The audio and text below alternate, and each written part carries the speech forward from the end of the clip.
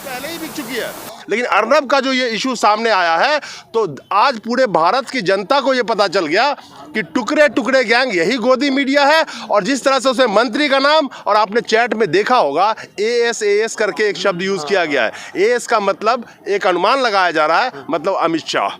अच्छा, अमित शाह। जिस चैट में AS करके एक नाम आ रहा है, अमित शाह का भी उसमें नाम आया है, या अनुमानित है, AS का नाम लिया गया। पीएमओ का नाम आ रहा है अर्नब की चैट में, क्या कहेंगे? पीएमओ भी संदिग्ध। अरे आप एक बात बताओ, आप लोग तो भूल जाते हो, गोदी मीडिया तो भूल ही जाती है, आप लोग भी भूल जाते हो। थोड़ा सा स्टडी करो। देवेंद्र सिंह का नाम याद है? जो आतंकवादी के साथ पकड़ा गया था, उस देवेंद्र सिंह का क्या हुआ किसी को पता है? आज तक किसी ने सवाल पूछा? आज तक आप अर्नब के क्या सवाल पूछोगे? कल एक नया इवेंट क्रिएट होगा, अर्नब को आप भूल जाओगे। आप एक चीज बताओ, अर्नब तो एक गोदी मीडिया चैनल पे भौंकने वाला है, और क्या है उससे ज्यादा? देवेंद्र सिंह तो कौन था पता है ना? DSP जो था, जो आतंकवादी के कार में पकड़ा गया था, साथ में पकड़ा गया था, या उसके साथ आतंकवादी थे, उस पे सवाल किसी गोदी मीडिया ने आज तक पूछा? इस देश की जनता को ये गोदी मीडिया एक इवेंट क्रिएट करती है, उसमें उसको उलझा के मुद्दे से उकसाती है, भुला देती है। आप JNU में कौन थे वो लड़के? इस बात का कभी जिक्र हुआ आज तक? गार्गी कॉलेज में घुसने वाले वो बदमाश, वो गुंडे जो महिलाओं से, लड़कियों से छेड़छाड़ किया, वो कौन थे? किसी ने सवाल पूछा दोबारा गोदी मीडिया ने? ये गोदी मीडिया, आज ये किसान आंदोलन आज 52वां दिन क्यों चल रहा है? इस बात पे कभी सोचा आप लोगों ने? ये इसलिए चल रहा है, जो मीडिया चौथा स्तंभ था, जिसका काम था सरकार से सवाल पूछना, उसने क्या किया? सरकार को डिफेंड करने का काम कर लिया। आजकल उसके चैनल पे आप मुर्गा लड़ाने का एक शो होता है 9 बजे के करीब में, इक्का दुक्का चैनल को छोड़ दीजिए, उसको छोड़ के उस मुर्गे को लड़ा करके ये अपना टाइम पास करते हैं। अगर ये गोदी मीडिया सवाल अगर सरकार से पूछती तो नरेंद्र मोदी को 2 दिन में प्रेस कॉन्फ्रेंस करना पड़ता है इसके। ये आंदोलन 7 दिन नहीं चलता, ये आंदोलन 7 दिन नहीं चलता। आपको याद है ट्रंप से जब सवाल पूछते हैं वहां के मीडिया, ट्रंप के पैंट खोल के रख देते हैं, यहाँ पे जाके उनके मुंह में ये पाउडर लगाने जाते हैं हमारे मीडिया, इसलिए नाम है इनका गोदी मीडिया। ये देश में जो नैरेटिव सेट किया गया 2014 के बाद, कोई भी आवाज उठे, इनका पग है तो इनको खालिस्तानी बोल दो, मेरा नहीं है तो मेरे को आतंकवादी बोल दो, मेरा नाम इमरान है तो मुझे एक मिनट के लिए आप पाकिस्तानी बोल दो। ये एक नैरेटिव सेट किया गया, ये एक नैरेटिव सेट किया गया है जो गोदी मीडिया की तरफ से सेट किया गया है। और इस देश में अगर कोई टुकड़े टुकड़े गैंग है तो ये गोदी मीडिया है, ये आप लोग पहचान लीजिए। और जो अर्नब गोस्वामी के चैट के जो पन्ने सामने आए हैं, जो रिवील किया गया है चैट के मार्फत से, अब भी आप लोगों को कोई शक नजर आता है तो आप लोगों को दोबारा सोचने की जरूरत है कि आप लोगों के साथ क्या किया जा रहा है। पहली बात तो अर्नब का पेटवर्ड पूछता है भारत। अर्नब को एक चीज़ समझना पड़ेगा, आज अर्नब पे थूकता है भारत। भारत उसके बाप का नहीं था जो पूछता है भारत, और पूछता है भारत चिल्लाता था। नंबर 1 ये आप समझ लीजिए कि इस देश में कोई टुकड़े टुकड़े गैंग है तो वो गोदी मीडिया है, जो अपना नाम लेके दूसरों पे थोपती थी, क्योंकि वो चाहती थी कि जो वो खुद है दूसरों को वो बताए कि गोदी मीडिया है वही टुकड़े टुकड़े गैंग है। जो कभी भी कोई भी आंदोलन 2014 के बाद से हुआ तो इस सरकार ने एक टूल बना लिया गोदी मीडिया का, कि गोदी मीडिया या तो उसको आतंकवादी, अगर पग पहना है तो खालिस्तानी, अगर मुसलमान बैठ जाए तो उनको तरह तरह का पाकिस्तानी आतंकवादी उनको भी बोल के चलो। CA के आंदोलन में एक नैरेटिव सेट किया गया था जिसमें इसी गोदी मीडिया का हाथ था। तो इस गोदी मीडिया की तो जमीर पहले ही बिक चुकी है। और आखिरी बात, आज ये किसान रोड पे बैठे हैं, बेरोजगार रोड पे बैठे हैं, किसान रोड पे बैठे हैं, निजीकरण के चलते कितने लोगों की रोजगार चली गई, लॉकडाउन में करोड़ों लोगों की नौकरियां चली गई, मजदूर 45 करोड़ असंगठित क्षेत्र के मजदूर जिनके जीवन के साथ खिलवाड़ करने वाला भी लेबर लॉ भी आ चुका है। आप ये सोच लीजिए कि अगर 121 लोग किसानों की मौत शहादत के बाद इस लोकतंत्र में ये सरकार नहीं सुन रही है तो लोकतंत्र का जामा पहन के, लोकतंत्र का ढोंग रच के, और फिर कैसे लोकतंत्र के साथ खिलवाड़ किया जाता है और उसके साथ राजतंत्र चलाया जाता है, हिटलरशाही चला जाती है, ये इतिहास में लिखा जाएगा। लेकिन एक चीज़ याद रखिए, आपके बच्चों की, आने वाले नस्लों की ज़िंदगी खराब कर रही है सरकार। आप खड़े होइए, आवाज़ उठाइए। आप 200, 400, 500 लोग लेके सोचते हैं कि हम हल्ला गुल्ला मचा लेंगे, हाय हल्ला कर दिए, एक दिन उठाए घर में सो गए, आपकी मांग कोई मान लेगा? तो ये उदाहरण आज देश में आपके सामने है कि किसान, 121 किसानों की मौत हो चुकी है, सरकार के कान पे जूं नहीं रेंग रही है।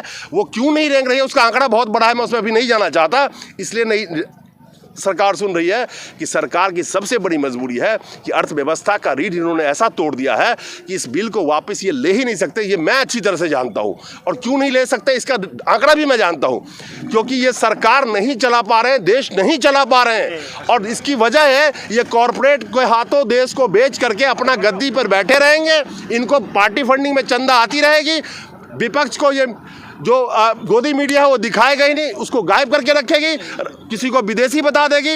इनके आपसे ये मंदिर मस्जिद धर्म के नाम पे एक दूसरे को डिवाइड एंड रूल करके जो अंग्रेज किया करते थे, उसी के ऊपर ये आप पे शासन करते रहेंगे। और सबसे आखिरी बात कि सबसे बड़ा सवाल है कि आज के डेट में भारत का कोई भी वर्ग नहीं है जो परेशान ना हो। तो सवाल ये उठता है कि जनता के वोट से सरकार बन रही है या ईवीएम से बन रही है। ये एक सवालिया निशान है आज की डेट में। लेकिन आप एक बार बताइए, ये सरकार जो आई थी, अच्छे दिन का वादा, ये देश नहीं बिकने दूंगा, ये मोदी जी एक बार गा के किसी स्टेज पे सुनाया आज तक? आपको ये जान लीजिए कि 121 किसानों की मौत हो चुकी है एनडीटीवी की एक रिपोर्ट के मुताबिक।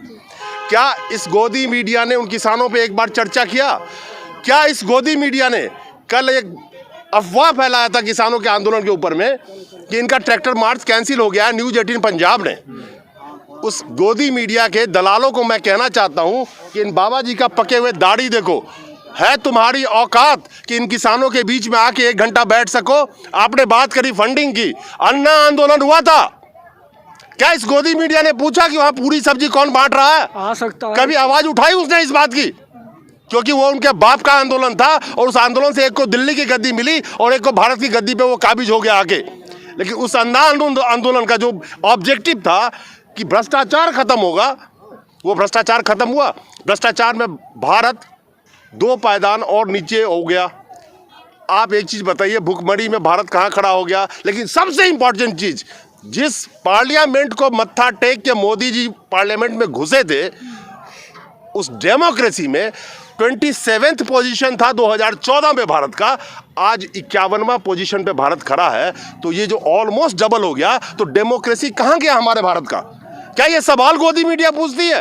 पहले नैरेटिव सेट होता था, जो डेटा आती थी उभर को, जो आपका इंस्टीट्यूशंस बने हुए हैं डेमोक्रेसी को बचाने के लिए, उसके जब आंकड़ा आते थे तो गोदी मीडिया उसमें चर्चा करती थी, उसमें मीडिया हुआ करती थी जो नैरेटिव सेट करती थी कि आज चर्चा क्या होगा। नोटबंदी के अगले दिन नकली नोट आ गए थे।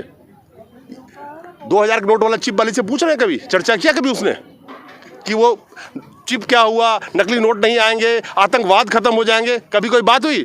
मेरे दोस्त, ये किसान जो यहाँ बैठे हुए हैं, किसानों के मुद्दे पे आता हूँ। 121 किसानों की मौतें हो चुकी है, शहादत हो चुकी है। आप जानते हैं 15,400 किसानों की मौत आत्महत्या करते हैं औसतन हर साल। पीसी बोध जो इकोनॉमिक सर्विस के बहुत बड़े अफसर रहे हैं, उन्होंने किताब लिखा फार्मर सुसाइड इन इंडिया, और उन्होंने किताब में लिखा कि अगर किसान के मुद्दों पे ध्यान नहीं दिया गया तो ये भारत किसानों के सुसाइड के मामले में नंबर 1 हो जाएगा। इंडिया में बिकम फार्मर सुसाइड कैपिटल, उन्होंने इंग्लिश में लिखा इस चीज़ को।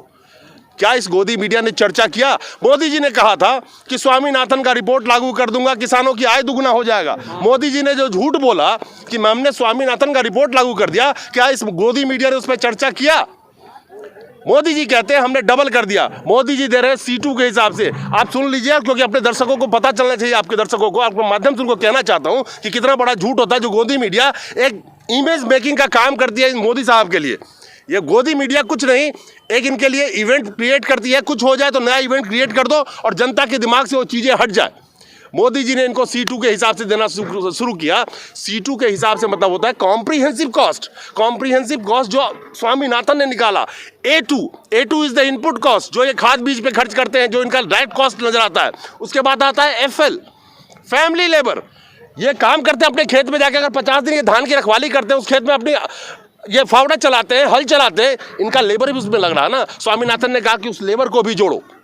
इनके बच्चे काम करते होंगे, इनकी मिसेस काम करती होंगी, इनके पोते काम करते होंगे। सही बात है। तो इनको कहा कि इनके लेबर A2 प्लस FL, यानी कि input cost plus labour cost. अब ये किसान जब बैंक से लोन लेता है या किसी साहूकार से लोन लिया, कुछ ब्याज देता है। स्वामीनाथन ने कहा कि उस ब्याज को भी उसी कॉस्ट में ऐड करना पड़ेगा। तब उन्होंने कहा कि A2 प्लस FL, उसके बाद आप इंटरेस्ट वगैरह जोड़ लीजिए, that is called C2, comprehensive cost. Wait, अब कॉम्प्रिहेंसिव कॉस्ट का प्लस 50% मिला के इनको देना था। मोदी साहब देख क्या रहे हैं? क्या आप अपने लागत पे अपना माल कोई बेच सकता है? और उस लागत के बावजूद भी कोई 1800 की लागत और कोई 900 में बेच रहा है, कोई 400 में बेच रहा है, तो ये बढ़ेगा नहीं किसान।